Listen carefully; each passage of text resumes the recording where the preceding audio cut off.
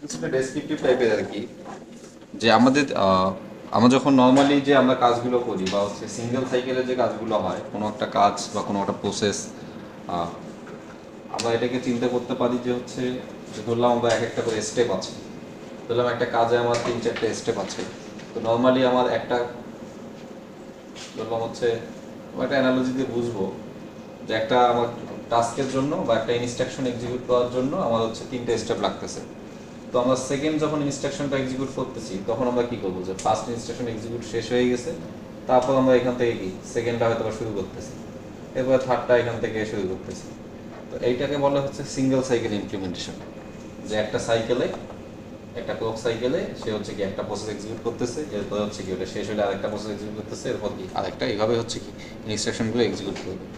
কিন্তু নর্মালি দেখা যায় যে সিঙ্গেল সাইকেলে এই যে বাকি সময় এটা শেষ হওয়া পর্যন্ত একে ওয়েট করতে হচ্ছে, এর মাঝে হচ্ছে সিপিইউ অনেক সময় কি থাকে, আইডেল থাকে। এটার পারফরমেন্সটা একটু বাড়ানোর জন্য পাইপলাইনিং যে কনসেপ্টটা এটা আসছে। পাইপলাইনিংটা কীরকম, যে আমি যে 3টে স্টেপ আছে, আমি একটা স্টেপ দেখা যাচ্ছে যে ডিপেন্ডেন্ট না হয়, আমি এই স্টেপটা এখান থেকে শুরু করলাম, যে এর এই স্টেপ শেষ হয়ে গেছে বা শুরু হয়েছে, এই স্টেপ শেষ হয়ে গেছে, আবার আমি কি করলাম, এখান থেকে এই সেকেন্ডটার স্টেপ শুরু করলাম, থার্ডটা হয়তো বা এখান থেকে শুরু করলাম। এখানে হয়তো বা তখন কিছুটা এইরকম হবে, আমরা একটা অ্যানালজি দিকে বুঝি, যে হচ্ছে যে শুনলাম যে এটা এইরকম হচ্ছে, যে একটা স্টেপ হচ্ছে, মানে এর একটা স্টেপ শুরু হয়েছে অ্যাট এ টাইম, আমার একটা সিঙ্গেল মানে একটা ক্লক সাইকেলের মধ্যে দেখা যাচ্ছে কি আরেকটা প্রসেসরে কিছু কি স্টেপ আমরা কি করতেছি, এক্সিকিউট করতেছি। তো জিনিসটা আমরা যত ইজিলি বলতেছি, আসলে এগুলো অনেকগুলো ফ্যাক্টরের উপর ডিপেন্ড করে, এত ইজি না আর কি। নর্মালি আমরা আপাতত চিন্তা করি যে হচ্ছে কি আইডিয়াল অবস্থায়, যে হচ্ছে আমরা একটা প্রসেসে যদি অনেকগুলো আমার কি থাকে, স্টেপ থাকে, একটা স্টেপের পর একটা স্টেপ শেষ হয়েছে, আমি আরেকটা স্টেপ শুরু করছি। এই জিনিস কনসেপ্টটা আমরা একটু চিন্তা করতে পারি কিছুটা এইভাবে, যে এখানে একটা অ্যানালজি দেওয়া আছে, অ্যানালজিটা হচ্ছে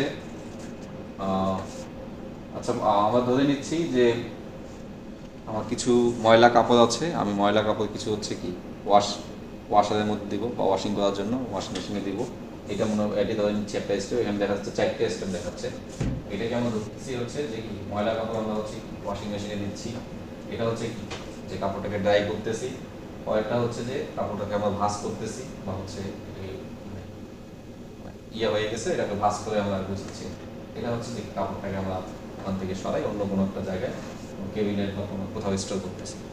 তাহলে এই যে 4টে স্টেপ আমরা দেখতেছি, এই 4টে স্টেপের মধ্যে আমার যদি সিঙ্গেল সাইকেলে আমরা যদি চিন্তা করি যে আমার 4টে স্টেপ হচ্ছে, একটা স্টেপ হইলো আমার দরকার হচ্ছে যে কি দরকার হচ্ছে যে 3জন বা 4জনের কাপড় ধোয়া দরকার, সে কি করতেছে, একজনের কাপড় শেষ হয়ে গেছে, তারপর হচ্ছে কি সে হচ্ছে কি আরেকজন সেটা ইউজ করতেছে।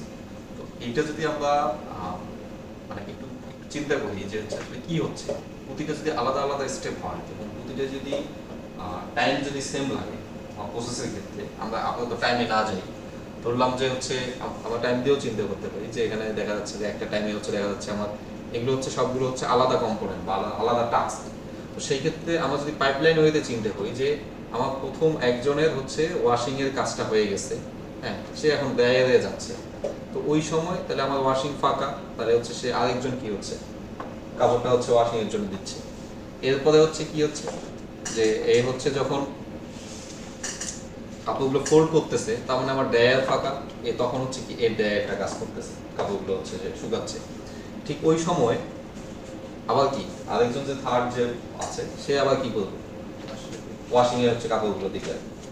তো এটার কারণে কি হচ্ছে যে আমার অনেক টাইম কি হচ্ছে সেভ হচ্ছে।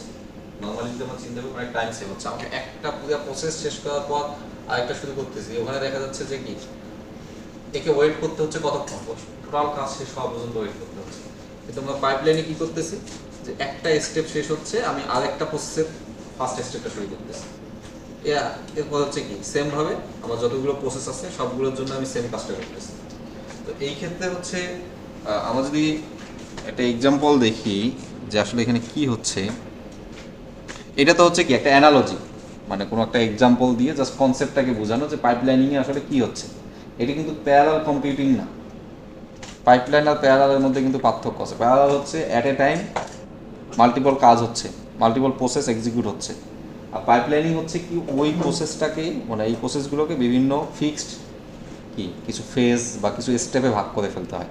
তারপরে এই স্টেপগুলো একটার একটা স্টেপ হচ্ছে, একটা স্টেপ শেষ হয়েছে যখন তখন আরেকটার একটা স্টেপ শুরু হয়ে যাচ্ছে। তো এইটাতে মনে হচ্ছে যে টাইম আমার অনেক কমে যাচ্ছে, তাই না? অনেক কমে যাচ্ছে, কিন্তু আসলে যতটুকু এটা নর্মালি হয় কি যে আমার যতগুলো স্টেপ আছে টোটাল টাইমকে আমি স্টেপ দিয়ে ভাগ দিলে আমি হচ্ছে কি আদর্শ টাইমটা পাবো।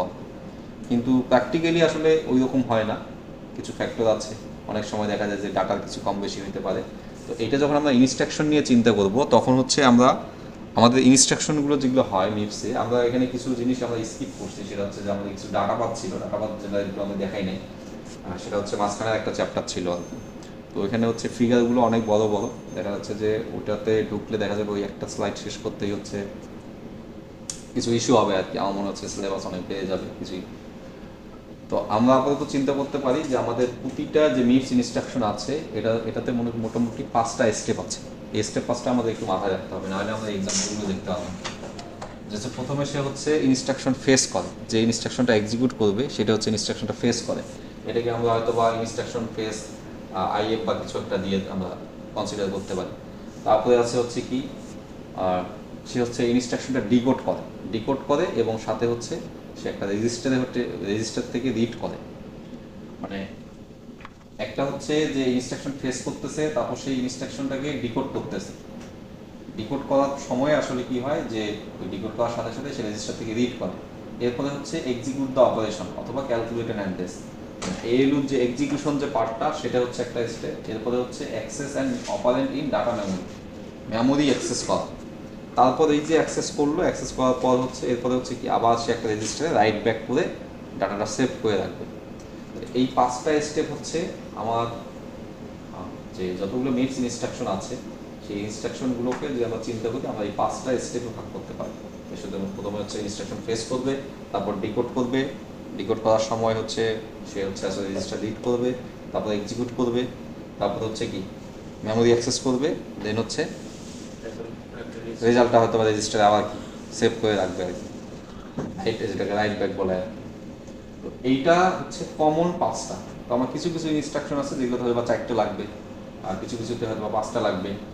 কিন্তু ওভারঅল কমন হচ্ছে আমরা যদি পাইপলাইনিং দেখতেছি আমরা ধরে নিব এই প্রতিটা মানে যে স্টেপ যে 5টা আছে এই 5টা স্টেপ সবগুলোর জন্য কোথাও যদি কোনো একটা স্টেপ কাজ না করে সেই টাইমটা আমার কি করব, আমি ওটাকে স্যাক্রিফাইস করবো, যেটা ফাঁকা রাখবো।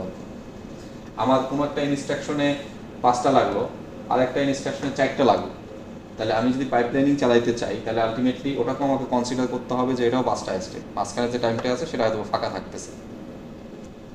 তাহলে এই 5টা স্টেপ আমার একটু মাথায় রাখতে হবে। তাহলে কি কি ইনস্ট্রাকশন ফেস, তারপর হচ্ছে কি ইনস্ট্রাকশন ডিকোড করা অথবা হচ্ছে রেজিস্টার রিড করা, তারপর হচ্ছে এক্সিকিউট করবে, তারপর মেমোরি অ্যাক্সেস করবে, এরপরে হচ্ছে কি কোনো একটা রেজিস্টারে রান্নাটা রাইট করবে।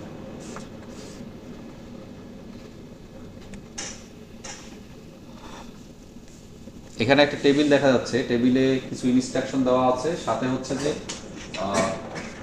এই যে আমার যে স্টেপগুলো দেখলাম যে ইনস্ট্রাকশন ফেস, রেজিস্টার রিড এবং ডিকোডিং, আর এক্সিকিউশন যে দেখছি সেটা হচ্ছে এএলইউ অপারেশন, তারপর হচ্ছে ডাটা অ্যাক্সেস, তারপর হচ্ছে রেজিস্টার রাইট মানে রেজিস্টারটা। তাহলে এই 5টা অ্যাক্সেসের কিছু এদিকে হচ্ছে ইনস্ট্রাকশন কিছু ক্লাস দেওয়া আছে আর সাথে হচ্ছে কি কিছু সময় দেওয়া আছে যে কোন স্টেপটার জন্য কতটুকু সময় লাগতেছে।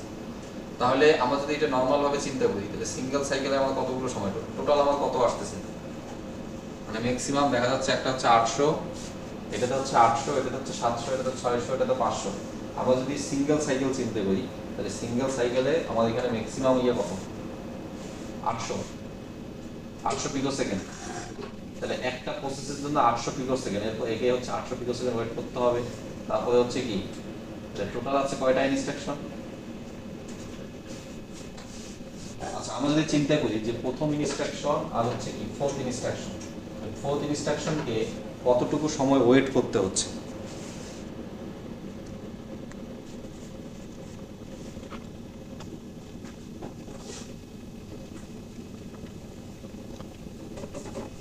কতটুকু সময় ওয়েট করতে হচ্ছে এটা হচ্ছে আমাদের টোটাল মোটামুটি বোঝা যাচ্ছে হচ্ছে কত আছে 3টে ইনস্ট্রাকশন হচ্ছে যে টাইমগুলো দেওয়া আছে। ম্যাক্সিমাম আমার টাইম হচ্ছে কি ম্যাক্সিমাম টাইম হচ্ছে 800 পিকো সেকেন্ড। 800 পিকো সেকেন্ড। তাহলে হচ্ছে আমাদের এখানে আছে লোড আছে, স্টোর আছে, এসএলটি আছে। আচ্ছা, এখানে সবগুলো হচ্ছে একটার জন্য দেখাইছে। এখানে হচ্ছে যে এক্সাম্পলটাতে যে লোডের জন্য একটা টাইম দেওয়া আছে, তো আমরা লোডটা দিয়ে দিই, অনেকগুলো এক্সাম্পলের জন্য দেওয়া আছে। তো আমি যদি লোডটা চিন্তা করি যে লোড ওয়ার্ড সে আমার কত 800 পিকো সেকেন্ড, তাহলে আমি 3টে যদি আমাকে লোড অ্যাক্সেস করতে হয় অথবা 4টে আমি ডাটা লোড করবো, 4টে মানে এলডাব্লিউ আমি 4টে ইনস্ট্রাকশন এক্সিকিউট করতে চাচ্ছি, তাহলে হচ্ছে ফার্স্ট থেকে হচ্ছে আমার ফোর্থ যে ইনস্ট্রাকশনটা আছে, ফার্স্ট, এটা হচ্ছে সেকেন্ড, এটা হচ্ছে থার্ড, এটা হচ্ছে কি ফোর্থ। তাহলে এক্সিকিউট করা পর্যন্ত একে কতটুকু সময় আসলে ওয়েট করতে হচ্ছে? এর হচ্ছে 800, এর হচ্ছে 800, এর হচ্ছে 800, তাহলে 3 আসতে 2400 পিকো সেকেন্ডের মতো সময় তাকে ওয়েট করতে হচ্ছে। 2400 পিকো সেকেন্ডের মতো সময় তাকে ওয়েট করতে হচ্ছে। কিন্তু এটা যদি আমরা কোথায় নিয়ে যাই, এটা যদি আমরা পাইপলাইনে নিয়ে যাই, যদি পাইপলাইন চিন্তা করি, তো দেখা যাচ্ছে এখানে একটু আছে। কোথায় সমস্যাটা হচ্ছে? এখানে দেখা যাচ্ছে কিছু আছে 200 পিকো সেকেন্ড, কিছু আছে 100, কিছু আছে 200, কিছু আছে 100। তো আমরা যখন পাইপলাইন চিন্তা করব, তাহলে প্রতিটা স্টেপকে আমাকে ধরে নিতে হবে কি প্রতিটা স্টেপ সেম সময় লাগবে, মানে সেম লেন্থের। না হলে একটা আছে ধরলাম 100, একটা আছে 200, ধরলাম একটা হচ্ছে এইরকম, এটা ধর এইটা যখন এক্সিকিউট হবে তখন কি আমার পাইপলাইনিং এর আরেকটা যেটা 200 মিলি সেকেন্ড সময় লাগতেছে, 200 পিকো সেকেন্ড সময় লাগতেছে, এটা 100 পিকো, তখন কি আমি এটা থেকে এটা চালাইতে পারবো?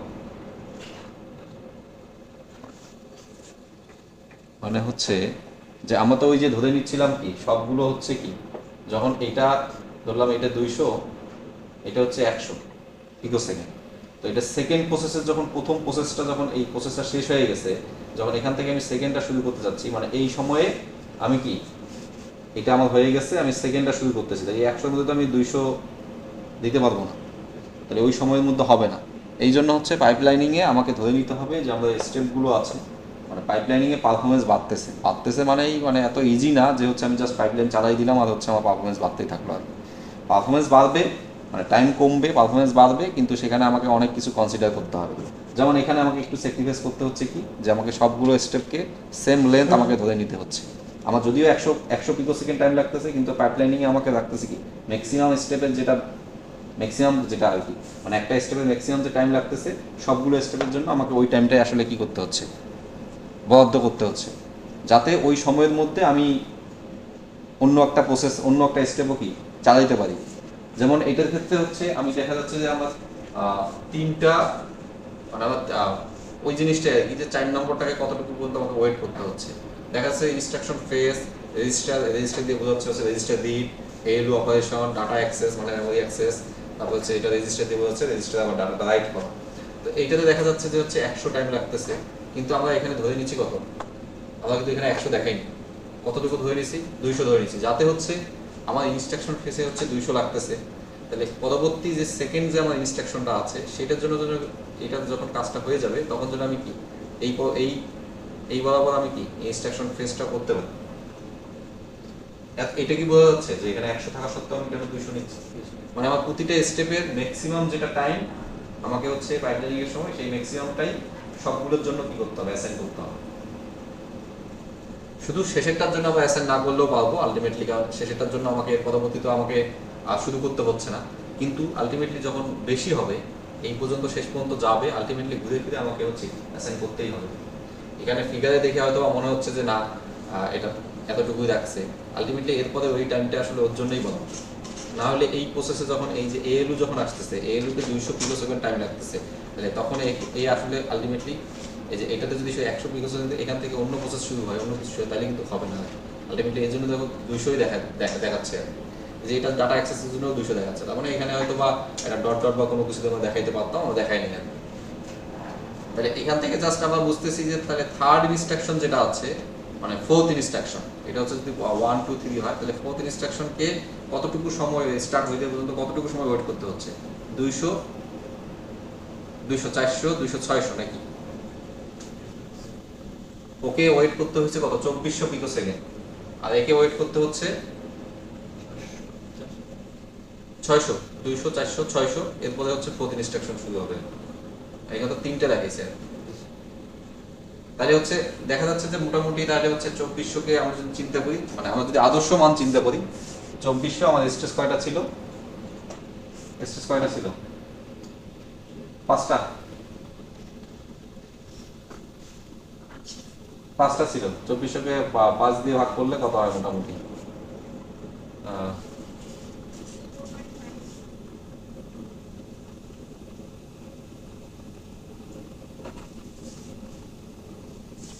4.5।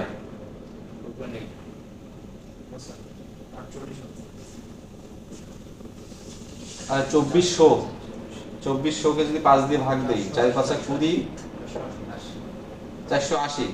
তো মোটামুটি দেখা যাচ্ছে যে আমাদের আমরা যেহেতু অনেক মানে কম সময়ে চিন্তা করতেছি, এটা হচ্ছে যে ম্যাক্সিমাম হইতে পারে কি, যে ম্যাক্সিমাম যেটা হইতে পারে যে আমরা স্টেপ দিয়ে ভাগ করলে আমাদের ওখানে ছিল কত আসছে? 600 আসছে।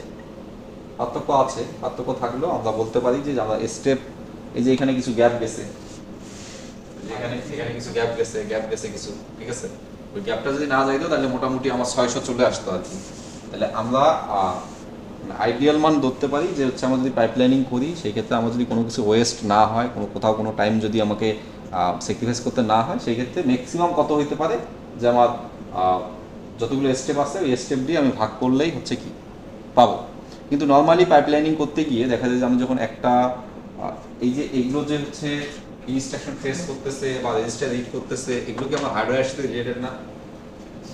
সে আমাকে রেজিস্টার রিড করতে, তার মানে ওই সময় আমাকে রেজিস্টার ফাঁকা থাকতে হবে, বা কেউ মেমোরি অ্যাক্সেস করতেছে, ওই সময় আমাকে মেমোরি যদি আমার একটা মেমোরি হয়, তাহলে কেউ এ মেমোরি ধরে আছে, তাহলে এও যদি মেমোরি চায় তাহলে সে কি তাকে প্রোভাইড করতে পারবে?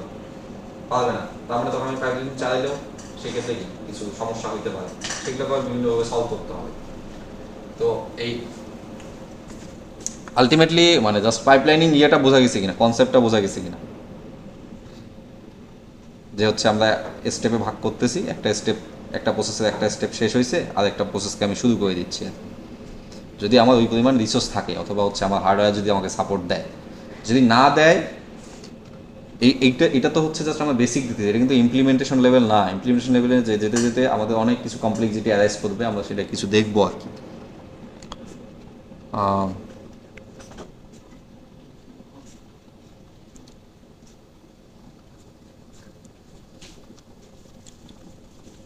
আচ্ছা, এটা ওই যে আইডিয়ালটা দেখাইছে আর কি, যে যদি নন পাইপলাইন হয় তাহলে হচ্ছে পাইপলাইনে ম্যাক্সিমাম কত হইতে পারে, যে হচ্ছে যে নাম্বার অফ, ওটাকে জাস্ট কতগুলো স্টেজ আছে স্টেজ দিয়ে ভাগ করলেই আসবে আর কি। কিন্তু প্র্যাকটিক্যালি আসলে এই ঘটনা ঘটে না। আমাদের কিছু হ্যাজার্ড আছে, এটাকে বলা হচ্ছে পাইপলাইন হ্যাজার্ড। যে আমরা যখন এই যে পাইপলাইনিং যে ওয়ে আমরা দেখতেছি, যে একটা প্রসেস বা হচ্ছে একটা স্টেজ শেষ হওয়ার পর আমি আরেকটা প্রসেসের প্রথম স্টেজটা কি চালু করে দিচ্ছি, তো এইটা করতে গিয়ে আমাদের কিছু সমস্যা হইতে পারে, সেটাকে আমরা বলতেছি হচ্ছে হ্যাজার্ড। যে ইনস্ট্রাকশনটা যে ক্লক সাইকেলে এক্সিকিউট হওয়ার কথা সেই সময় যদি সে এক্সিকিউট হতে না পারে, এটাকে আমরা হ্যাজার্ড বলতেছি। মানে হচ্ছে যে আমাদের যে পাইপলাইনে এখানে দেখা যাচ্ছে এখানে এটা শুরু হওয়ার কথা, নেক্সট স্টেপটা শুরু হওয়ার কথা, দেখা যাচ্ছে কোনো কারণে এখানে শুরু হইতে পারতেছে না বা কোনো ইস্যু হচ্ছে, সেগুলোকে আমরা বলবো কি হ্যাজার্ড। তো আমাদের 3 ধরনের হ্যাজার্ড আছে, একটা হচ্ছে স্ট্রাকচারাল হ্যাজার্ড, একটা হচ্ছে ডাটা হ্যাজার্ড, আর একটা হচ্ছে কন্ট্রোল হ্যাজার্ড। তো স্ট্রাকচারাল হ্যাজার্ড আমরা এই হ্যাজার্ড 3টে দেখেই ছেড়ে দেবো। স্ট্রাকচারাল হ্যাজার্ড হচ্ছে যে বলতেছে যে আমার হার্ডওয়্যার সাপোর্ট দিচ্ছে না, যে hardware can not support the combination of instruction that set two execute in the given clock cycle. যে একটা ক্লক সাইকেল, যে প্রতিটা স্টেপ যে বলতেছি এটাকে আমরা বলতেছি একটা ক্লক সাইকেল।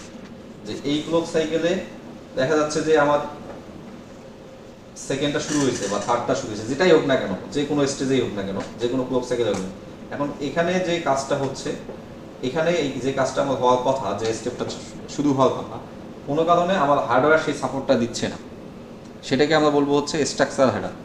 মানে স্ট্রাকচারাল হ্যাজার্ড নাম থেকেই বোঝা যাচ্ছে যে আমার কি হার্ডওয়্যার সাপোর্ট দিচ্ছে না। এইরকম কীরকম হইতে পারে, যে আমরা একটা এক্সাম্পল দেখি, যে এই যে এইটার ক্ষেত্রে যদি এইরকম ইস্যু হয়, যে আগের যে এক্সাম্পলটা দেখা যাচ্ছে যে ডাটা অ্যাক্সেস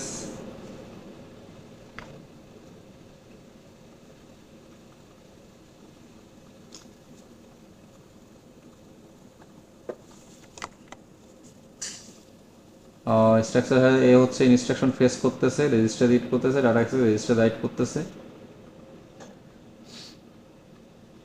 এই যে এইটা তো হচ্ছে 3 নম্বর। যদি 4th ইনস্ট্রাকশন শুরু হয়, মানে এর পরের যে ইনস্ট্রাকশনটা, এটা তো দেখা যাচ্ছে কি 3টে ইনস্ট্রাকশন দেখা যাচ্ছে। এর 4th ইনস্ট্রাকশন যদি শুরু হয় তাহলে সেটা শুরু হবে কোথা থেকে? এখান থেকে শুরু হবে না? মানে এই যে এই ফেজ থেকে শুরু হবে। তো এই ফেজের মধ্যে দেখা যাচ্ছে উপরে আবার একটা আছে কি ডাটা অ্যাক্সেস। ডাটা অ্যাক্সেস মানে হচ্ছে সে আলটিমেটলি কি মেমোরিতে ডাটা অ্যাক্সেস মানে কোথায় করা? মেমোরি থেকে সে ডাটা অ্যাক্সেস করতেছে। আর এই ইনস্ট্রাকশন যে ফেজ, এই ইনস্ট্রাকশন ফেজও হচ্ছে আসলে সে মেমোরি থেকে ইনস্ট্রাকশনটা ফেজ করে। তো এই ক্ষেত্রে যদি ফোর্থ যে ইনস্ট্রাকশনটা এটা যদি শুরু হওয়া মানে হচ্ছে ইনস্ট্রাকশন ফেজটা এখান থেকে শুরু হবে। ইনস্ট্রাকশন ফেজ এখান থেকে যদি শুরু হয়, এই সেম সাইকেলে দেখা যাচ্ছে আমার এখানে কি রেজিস্টার রিড আছে, এএলইউ আছে, আবার উপরে দেখা যাচ্ছে কি ডাটা অ্যাক্সেস আছে। তার মানে কি ওখানে একবার মেমোরিকে সে অলরেডি মেমোরি হোল্ড করে আছে, মেমোরিকে সে অ্যাক্সেস করতেছে।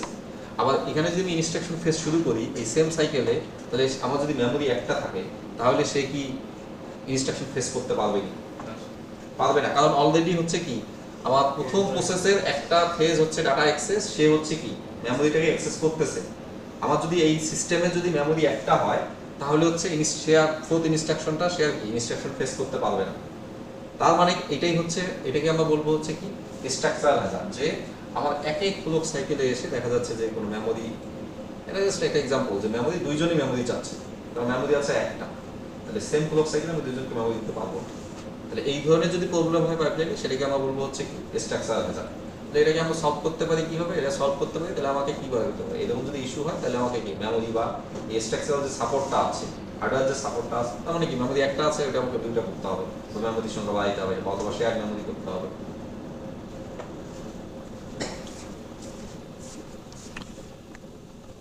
এরপরে হচ্ছে ডাটা হ্যাজার্ড, এটাকে আমরা পাইপলাইন হ্যাজার্ডও বলতে পারি। যে ডাটা হ্যাজার্ড নাম শুনে বোঝা যাচ্ছে যে এটা ডাটা রিলেটেড কিছু একটা। তো দেখা যাচ্ছে যে আমার কোনো একটা স্টেজে এসে একটা ডাটা লাগতেছে, সেই ডাটাটা যে ফেজ থেকে বেরোচ্ছে, ধরলাম যে দুইটা সংখ্যা সে যোগ করছে, যোগ করে এখানে একটা এক্সাম্পল দেওয়া আছে, দুইটা সংখ্যা যোগ করছে, যোগ করে আবার একটা বিয়োগ করছে। দেখা যাচ্ছে যে এই যে যোগ করে যে ভ্যালুটা রাখছে, যোগ করে যে ভ্যালু, সেই ভ্যালুটা আবার দেখা যাচ্ছে কি এখানে ইউজ করতেছে। এখন এই প্রসেসটা শেষ না হওয়া পর্যন্ত সে কি S0 পাবে? এখানে হচ্ছে T1 T0 যোগ করে রাখতেছে কোথায়? S0 তে। এখন এইটাতে যখন সে বিয়োগ করতেছে, মানে এই প্রিভিয়াস যে ইনস্ট্রাকশন আছে তার যে রেজাল্টটা, সেই রেজাল্টটা এখানে সে ইউজ করতেছে। তাহলে এই রেজাল্টটা যতক্ষণ পর্যন্ত রেডি হয় নাই, ততক্ষণ তার আগে যদি সে মানে তার প্রয়োজন হয়, পাইপলাইনে যদি চলে আসে সে, তাহলে সে এটা ইউজ করবে কি হবে? সেটা ইউজ করতে পারবে না। তাহলে তখন আমরা বলবো সেটাকে হচ্ছে কি যে ডাটা হ্যাজার্ড।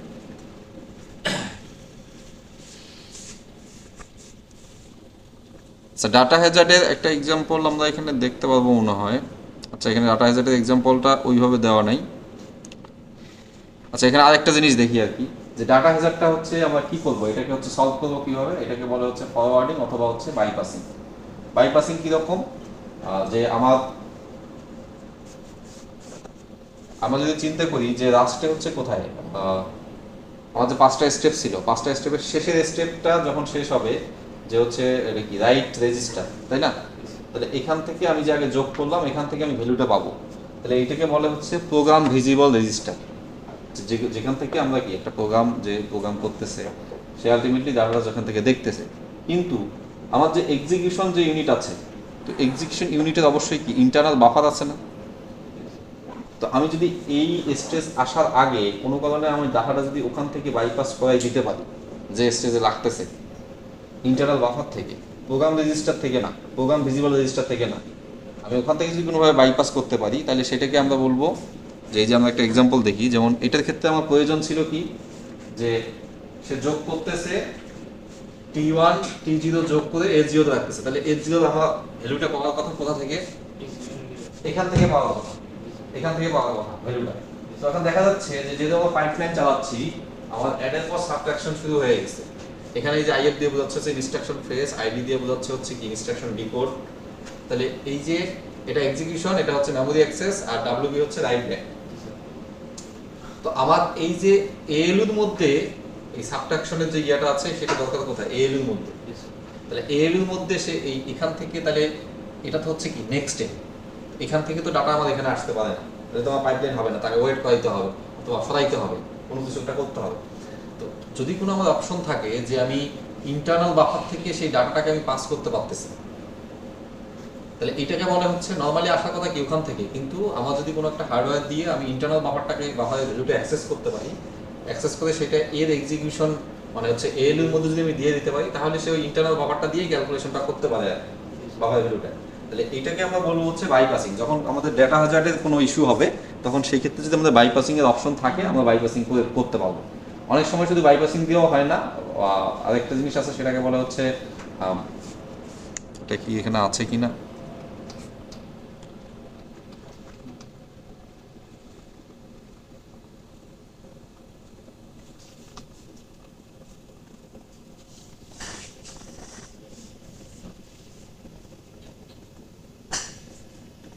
আচ্ছা এটাকে বলা হচ্ছে স্টল।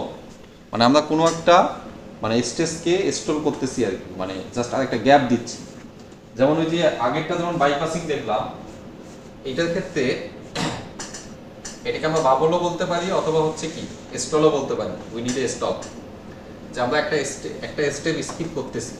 দেখা যাচ্ছে যে এটা যদি নর্মাল এখান থেকে শুরু হইতো, এটা কি ছিল, একটা লোড আছে, তাহলে একটা যদি লোড করে তাহলে আমরা তো এখানে এর ইন্টারনাল বাফার থেকে তো ভ্যালু পাচ্ছি না। লোড করা মানে কি, অ্যাটলিস্ট তাকে হচ্ছে কি মেমোরি পর্যন্ত যাইতে হবে, মেমোরি অ্যাক্সেস করতে হবে। ডাটা লোড করতেছে কোথা থেকে, একটা মেমোরি পজিশন থেকে। এটা মানে কি এলডব্লিউ, কোথা থেকে ডাটা লোড করতেছে, মেমোরি থেকে। তার মানে মিনিমাম আমাকে মেমোরি পর্যন্ত যাইতে হচ্ছে, মেমোরির পর আমি ডাটাটা আমার ভিজিবল হচ্ছে। আমার প্রোগ্রাম রেজিস্টারে যাওয়ার আগে আমি বাইপাস করতে পারতেছি, অ্যাটলিস্ট আমাকে মেমোরি পর্যন্ত যাইতে হচ্ছে যদি আমি বাইপাস করাইতে চাই। তো সেই ক্ষেত্রে দেখা যাচ্ছে যে কি, যে আমরা একটা স্টেপকে ইনস্টল করতেছি, অথবা এটাকে অনেক সময় বাবলও বলে, যে আমরা একটা এটা শুরু হওয়ার কথা আমার এখান থেকে শুরু হওয়ার কথা, কিন্তু দেখা যাচ্ছে আমরা ফরওয়ার্ডিংও করছি ডাটা হাজার কন্ট্রোল করার জন্য। ফরওয়ার্ডিং করেও দেখা যাচ্ছে কি যে আমাকে একটা স্টোর করতে হচ্ছে, না হলে আমি ওটা ম্যাচ করতে পারতেছি না, ফরওয়ার্ডিং করতে পারতেছি না। এটা যদি আমার নর্মাল শুরু হতো, কোথা থেকে শুরু হতো, এখানে এখানে, তাহলে আমি ফিউচার থেকে এখানে তো কানেক্ট করতে পারি না, ফরওয়ার্ডিং তো হচ্ছে না। এই জন্য আমরা এখানে জাস্ট একটা কি একটা স্টেপকে গ্যাপ দিছি, গ্যাপ দিয়ে হচ্ছে কি ওকে আরেকটা স্টেপ পর আমরা শুরু করছি। শুরু করানোর পরেও দেখা যাচ্ছে যে কি, যে আমার বাইপাসিং প্রয়োজন হচ্ছে। এটাতে হচ্ছে বাইপাসিংও আছে, আর একটা স্টেপ কি স্টলও আছে। আর একটা হ্যাজার আছে, স্টল বাবুলেরটাকে কি ফরওয়ার্ডিং বলতেছে? হ্যাঁ এটাকে কি ফরওয়ার্ডিং বলতেছে বা স্টেপ যে আমরা ফরওয়ার্ডিং আর হচ্ছে ওই যে বাইপাসিং একই জিনিস আর কি। এটাতে আমার দুইটাই লাগতেছে, যে একটা আমাকে স্টলও করতে হচ্ছে, স্টল আর বাবল একই জিনিস আর কি, আর সাথে আবার কি ফরওয়ার্ডিংও লাগতেছে। কোন স্লাইড,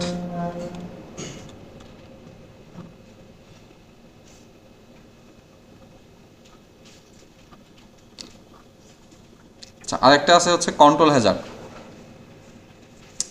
কন্ট্রোল হ্যাজার্ডটা হচ্ছে যে এটাকে আমরা ব্রাঞ্চ হ্যাজার্ডও বলতে পারি। আমাদের যে ওই যে ব্রাঞ্চিং এর যে ইয়েটা আছে, যে কোনো কোনো কারণে কোনো কন্ডিশনের উপর ডিপেন্ড করে সে ব্রাঞ্চ করতেছে, এক ব্রাঞ্চ থেকে আরেক ব্রাঞ্চে জানছে, ব্রাঞ্চ ইকুয়াল অথবা হচ্ছে যে জাম্পিং এর যে ব্যাপারটা আর কি।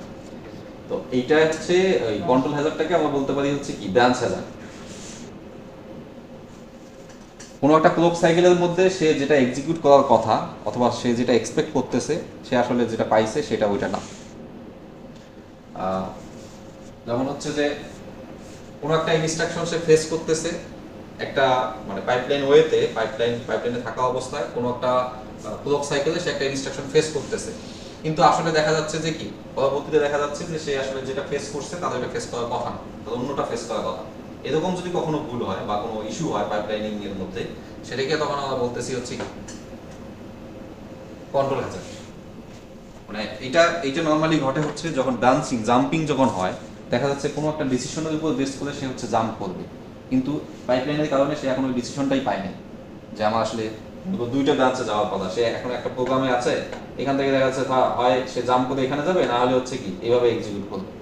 তাহলে এই যে ডিসিশনটা পাইপলাইনিং প্রসেসে আসছে এমন যে আগে ওই ডিসিশনটা সে পায়নি, এখন সে কোনটাতে আসলে জাম্প করবে, এটাতেই জাম্প করবে নাকি হচ্ছে ঘুরে এটাতে জাম্প করবে, মানে পরের লাইনটাই এক্সিকিউট করবে নাকি হচ্ছে যে স্কিপ করে জাম্প করে অন্য কোনো ব্রাঞ্চে যাবে আর কি। এটাকে আমরা বলবো হচ্ছে কন্ট্রোল হ্যাজার্ড। তো এইটার জন্য হচ্ছে আমাদের অনেক সময় মানে এটাকে যদি সলভ করতে চাই তাহলে হচ্ছে অনেক সময় দেখা যায় হচ্ছে পাইপলাইন যে স্টল আমরা দেখলাম যে হচ্ছে একটা গ্যাপ দিই আমরা, গ্যাপ দিয়ে অনেক সময় হতে পারে, অথবা এটা হচ্ছে ইনিশিয়াল একটা ফেজ, আমরা এটাকে দুইভাবে সলভ করতে পারি আর কি। যে আমাদের কন্ট্রোল হ্যাজার্ডে ফার্স্ট ইনিশিয়াল স্টেপ হচ্ছে তারা ট্রাই করে যে হচ্ছে কি যে কোনো একটা বাবল দিয়ে মানে হচ্ছে একটা স্টেপ মানে একটা স্টেপকে সে স্টল করবে, স্টল করে ট্রাই করবে যে দেখা যাচ্ছে যে কি ওটা সলভ হচ্ছে কি। যদি না হয় ম্যাক্সিমাম ক্ষেত্রে দেখা যায় যে এটা দিয়ে খুব একটা বেশি সুবিধা হয় না, কিছু কিছু ক্ষেত্রে সলভ হলেও পরবর্তীতে যখন ইনস্ট্রাকশন যখন বেশি হয়ে যায় তখন শুধু এই বাবল দিয়ে বা হচ্ছে একটা ফেজ মানে একটা স্টেপ সে হচ্ছে কি ওয়েট করে শুরু করলো, এরকম করে আলটিমেটলি যখন ইনস্ট্রাকশন বেড়ে যায় তখন সে ধরে নেয় যে হচ্ছে সে যে ব্রাঞ্চে যাবে এই ব্রাঞ্চটা আসলে মানে কেউ নেয় নাই বা ফাঁকা আছে, মানে সে জাম্পিং মনে করো যে আমাদের ব্রাঞ্চিং হওয়ার কথা, সে ব্রাঞ্চ করা মানে কি ধরলাম যে একটা সে মানে এই লাইন থেকে সে হচ্ছে এখানে যাবে না হলে এখানে যাবে। তো সে ধরে নেয় যে হচ্ছে যে ইনিশিয়ালি ধরে নেয়, সে প্রেডিক্ট করে ধরে নেয় যে হচ্ছে যে সে যে নেক্সট যে ব্রাঞ্চে যাচ্ছে এই ব্রাঞ্চটা আসলে কেউ নেয়নি বা কেউ নিবে না আর কি, বা অন্য কোনো প্রসেস নিবে না আর কি। কারণ এইটাতে জাম্পিং করার পসিবিলিটির থেকে এইটাতে হচ্ছে কি এটার পসিবিলিটি হচ্ছে কি যে ভুল হওয়ার পসিবিলিটি হচ্ছে কম। মানে কিরকম যে সে ধরে নিচ্ছে যে এদিকে জাম্প করবে না, আমি যদি ধরে নেই যে একটা ব্রাঞ্চ আছে সে ধরে নিচ্ছে যে এদিকে যাবে সে, এটা হচ্ছে কেউ অন্য কোনো প্রসেস নিবে না। পরবর্তীতে যদি এটা ভুল ডিসিশন হয় সেই কাজটাকে রিভার্স করবে। মানে এটাকে আমরা কেমনে চিন্তা করতে হবে, মানে যেমন প্রেডিকশনের মতো সে আগে প্রেডিক্ট করে ধরে নেয় যে এইদিকে যাবে না বা এটা এই পথটা কেউ নেয় নাই, ব্রাঞ্চটাকে অন্য কেউ নেয় নাই, সেই দিকে যাবে। পরবর্তীতে যখন ডিসিশনটা পাবে যদি দেখে যে না আসলে ওই যে পাতে গেছে এটা ভুল ডিসিশন ছিল, ডিসিশনটা চেঞ্জ হয়েছে, তাহলে সে কি করবে ওই কাজটা আবার রিভার্স করবে। তখন সে রিভার্স করে অন্য যে পাত আছে সেই পাতে হচ্ছে কি জাম্পিং করতে আর কি। এটাকে আমরা একটু দেখতে পারি হয়তো বা এভাবে, সে যে বলতেছে যে প্রেডিক্ট করতেছে যে ব্রাঞ্চগুলো হচ্ছে আনটেকেন মানে অন্য কোনো প্রসেস নেয় নাই, এটা একটা অ্যাপ্রোচ হইতে পারে, সেই প্রসেসে সেই ব্রাঞ্চে যাবে প্রেডিক্ট করে। যদি ভুল ডিসিশন মনে হয় তাহলে হচ্ছে আবার সে হচ্ছে ব্যাক করে ওইটাকে আগে যে কাজটা করছে ওটাকে আনডু করবে আর কি। আচ্ছা এটা কোন স্লাইড আছে এখানে, এটাতে আলটিমেটলি এই যে এগুলো হচ্ছে আমাদের ডাটা পাথ। তো এই ডাটা পাথ ডিজাইনে আমি আসলে ঢুকতে চাচ্ছি না। ডাটা পাথ আছে, কন্ট্রোল পাথ আছে, কিন্তু এটা কোন স্লাইড আসলে আলটিমেটলি। তাহলে এখান থেকে আমরা কি দেখব, তিনটা জিনিস দেখব। এটা হচ্ছে যে পাইপলাইনিং কি জিনিস, পাইপলাইনিংটা যদি আমরা মানে এটাকে কিভাবে আমরা ডেসক্রাইব করতে পারি বা কিভাবে বুঝাইতে পারি, তারপরে হচ্ছে কি পাইপলাইনিং আমার কি হ্যাজার্ড হইতে পারে এবং সেই হ্যাজার্ডগুলো আমরা সলভ করতে পারি কিভাবে, এবং সেটার জন্য এখানে যে ছোট ছোট এক্সাম্পল আছে, ওই যে একটা বই দেওয়া আছে না একটা, ওই বইয়ের মধ্যে হচ্ছে চ্যাপ্টার সিক্সে মনে হয় আছে আর কি, যে পাইপলাইন ওখানে আর একটু মানে এখানে তো হচ্ছে কোনো ডেসক্রিপশন নেই, ওখানে একটু ডেসক্রিপশন পাওয়া যাবে যে হচ্ছে যে এই জিনিসটি দিয়ে আসলে তারা মানে যদি মনে হয় যে না আমি একটু পড়ি যে এই হ্যাজার্ডটা যে এটা হইলো এটাকে যে সলভ করতে যাচ্ছে সেটা দিয়ে আসলে কী বোঝাচ্ছে, হ্যাঁ তাহলে হচ্ছে ওই বইটা একটু ফলো করবো। তাহলে হচ্ছে পাইপলাইনিং কি, পাইপলাইনিংয়ের কনসেপ্টটা, আর হচ্ছে কি এই পাইপলাইনিংয়ে কী কী হ্যাজার্ড হয়, এই হ্যাজার্ডগুলো হচ্ছে কীভাবে মিনিমাইজ করা যায় আর কি। সাথে হচ্ছে এটা একটা করে কি সলিউশন বলতে সলিউশন তো আছে, কীভাবে মিনিমাইজ করা যায় ওইটাই সলিউশন। মানে কোন ইনস্ট্রাকশনের পর কোন ইনস্ট্রাকশন আমরা একটা এক্সিকিউট করলে এইরকম প্রবলেম হইতে পারে আর কি।